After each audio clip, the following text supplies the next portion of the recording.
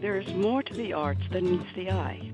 Yes, the performing and visual arts are supposed to be entertaining, but behind every creative endeavor exists a more profound concept without which a community shrivels up and dies.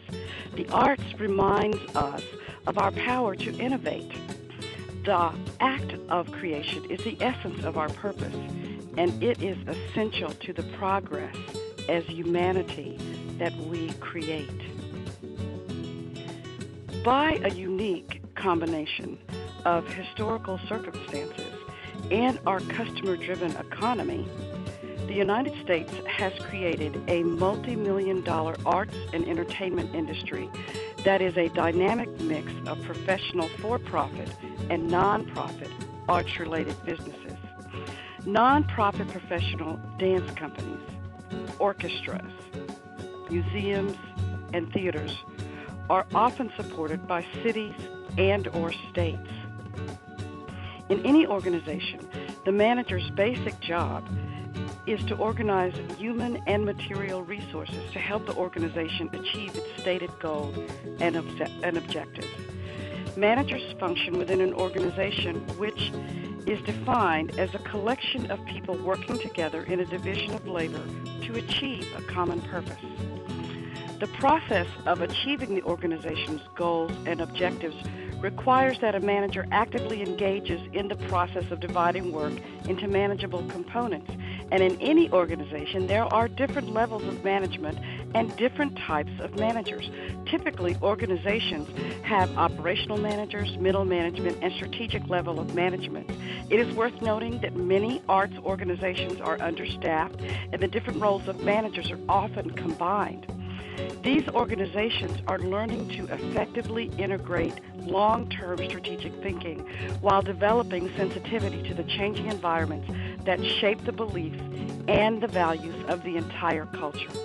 Many artists are asking organizations to examine such fundamental questions as, what is our mission? What things are really essential to our mission? Whom do we serve? What are our values? And what do we deem important? Some of these questions are answered by looking at internal environments as well as external environments, such as economic trends.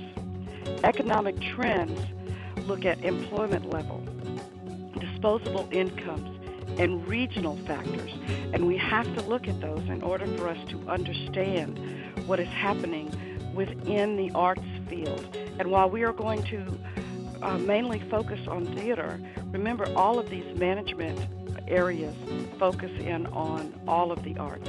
The next one is political trends. What election year is it? Which elected officials support the arts?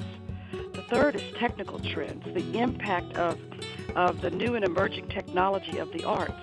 And then we have to look at cultural and social trends and look at regional ethnic considerations and how do the educational systems value the arts. And the final one is demographic trends, the shift in age, income, gender balance, race, and education.